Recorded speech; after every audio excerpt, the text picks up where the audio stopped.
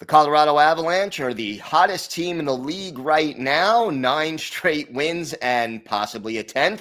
We will talk with Chris Micieli of Locked On Avalanche about that team's success and how they're going to overcome their latest injury. All that and more coming up on the Locked On NHL podcast.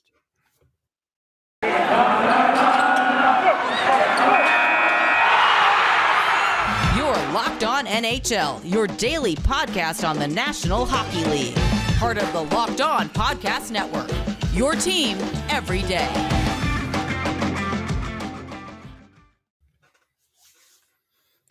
All right, welcome to the Locked On NHL podcast, and thank you for making Locked On NHL your first listen every day. We are free and available on all platforms. My pleasure to welcome back to the show a familiar face to Locked On NHL listeners and viewers, Chris Micieli of Locked On Avalanche. Chris, how you doing?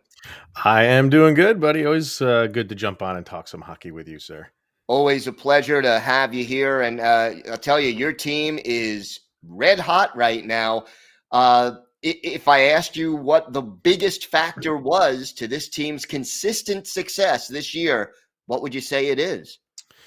Well, I would say more for right now, it's health. They were battling injuries almost at every turn leading up to right about a couple weeks ago, and it got a little bit better as the weeks went on, and they weren't down so many guys. They'd be down maybe like one or two key players, but for the most part right now, they are healthy, and their goaltending, it wasn't awful, but it wasn't at the caliber that I think fans and even the Avalanche themselves were expecting, and that has improved. They got Pavel Francouz back. He was one of those injuries that happened very early in the season. Since he's come back, he has played exceptional, which has really upped the game of Darcy Kuemper, who's their number one goalie. So both of those guys are playing really lights out right now.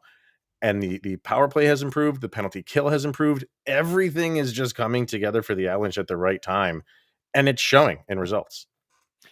You mentioned health, obviously. Part of the news this week, Nathan McKinnon suffers an injury to his face, nasal surgery, and yet even that timed pretty well because of the All-Star break. Yeah, he'll miss the All-Star game, but he won't miss as many games during the regular schedule. Yeah, and they I mean, it kind of does. They do kind of luck out in that aspect because he's gonna miss a couple games, but then their week off is at the beginning of February. So you're right. Like he's not expected to miss a ton. He'll miss a few, maybe 3, maybe 4, but it's not going to be a lot. And that hit is just a freak thing that happened. I know Avalanche fans really want to get on Taylor Hall for that. I'm not one of those guys. It was just a freak accident. And, McKinnon lifted his stick. Maybe you want to argue that he shouldn't have done that when he's trying to get around Hall, and Hall kind of nails his hands and it goes right back into his face. It was a bloody and ugly look. If you're the type that is like squeamish, don't go seek out the pictures of Nathan McKinnon's nose because it's not in the shape that it should be. So, but this team presses on. They've had to deal with injuries, and he's been out a couple times himself already because of COVID. He had to miss a few games for that. So for the team, this is just ho hum. Let's just get back to work. And even though we don't have our superstar, who steps up? Who steps into the McKinnon role? How do they deal with the loss of productivity from having McKinnon out of the lineup? As far as the line goes, that top line, Val Nichushkin has been stepping into the top line. He's not the guy that they're going to expect to kind of produce. They're not going to expect that from anybody. You can't really expect that production from anybody. But it's collectively, they're really going to have to turn it up a notch. And one of the guys that really is right now is Alex Newhook, their rookie. He's kind of a staple on the second line power play. He has been slotted into the second line overall a couple times. He's really found his game. After the beginning of the year, he was sent down to the AHL minor league affiliate, and they just wanted him to kind of maybe perfect a couple things. And everybody knew he was going to come back up, and he did eventually. And he's slowly, methodically kind of really made a name for himself on this team. He's a little speedy demon out there, and he can get into areas you don't even know he's at. And he's got phenomenal speed, a really good shot, and really the future looks really, really bright for this guy. So Alex Newhook is a guy that's really kind of stepping up, and look for him to do so for the rest of the year. Got to ask you about an old former Islander that I obviously am following, Devon Taves. I mean, always a solid two-way defenseman for the Islanders, but a point-a-game player right now for the Avs.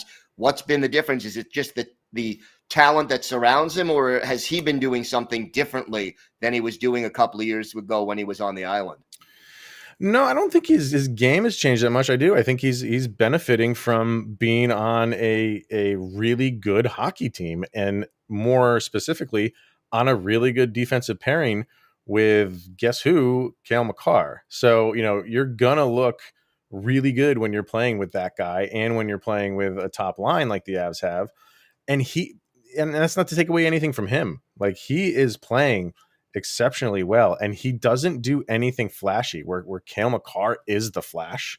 Like, literally, like he is the comic book guy, the Flash. Like, he is everywhere, and he's making, like, he stands out when you're watching a hockey game.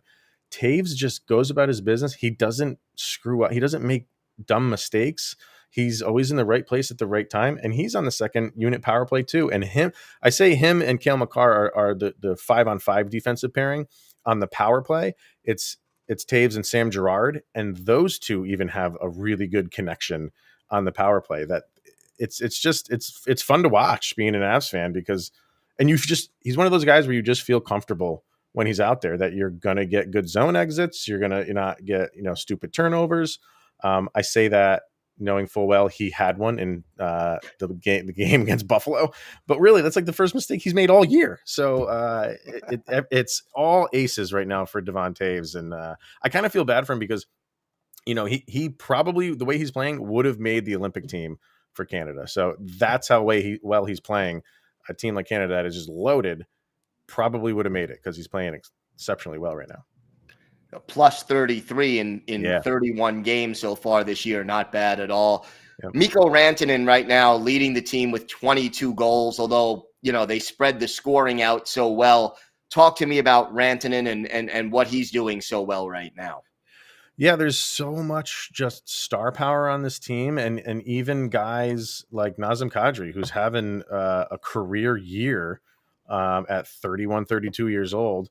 And people notice the Nathan McKinnons, the Cale Makars, even, the Gabe Landeskog, because he's got the looks. You know what I mean? Like, everything is just aces for the Avalanche. And here's Mikko Rantanen, who, again, he's kind of like a forward Devon Taves. He's not flashy. He's a big body. You can't move him off the puck. He's got decent speed, but he's not, Nathan McKinnon and Cale Makar like jump off the screen when they're in, when they get a lane and they just go. And Mikko Rantanen he knows where to go. He's got a phenomenal shot. And him and Nathan McKinnon are just deadly on that power play. They each take a wing, and when McKinnon can get a puck through, it's not always easy.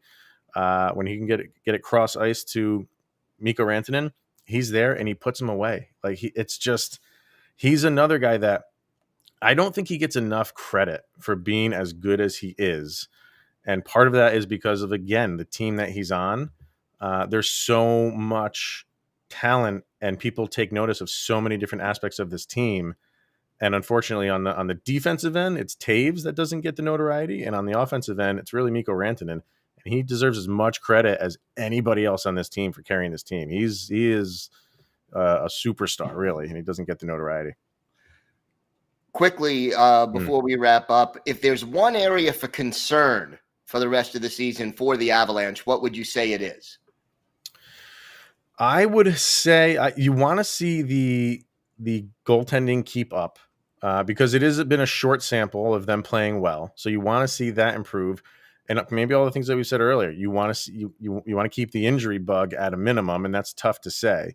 But you definitely want to see those two things, and the depth scoring. Maybe that's been a little bit of an issue. They're obviously a team that relies on scoring, and the top six kind of bears the brunt of that responsibility. But they have a good depth team, but they are a little bit up and down. There's guys like Tyson Jost, guys like JT Compher, who when they're good, they're really good. And then there's times where they disappear for games at end. You can't have that when you're coming into like a playoffs series. So it's kind of like making sure those depth guys, they know their role, but produce. So maybe that's the big thing to look forward to going forward. Chris, why don't you tell our viewers and our listeners where they could find you on social media and where they could find the podcast? Yeah, we're available just where you get every other Locked On podcast, your podcast platform of choice. On social media, LOPN_Avalanche on Twitter, and we are on Instagram, Locked On Avalanche. And then we have our own YouTube channel. Just search for Locked On Avalanche over there and give us a follow. All right. Chris Micieli, always a pleasure to have you here on the Monday show. Anytime, sir.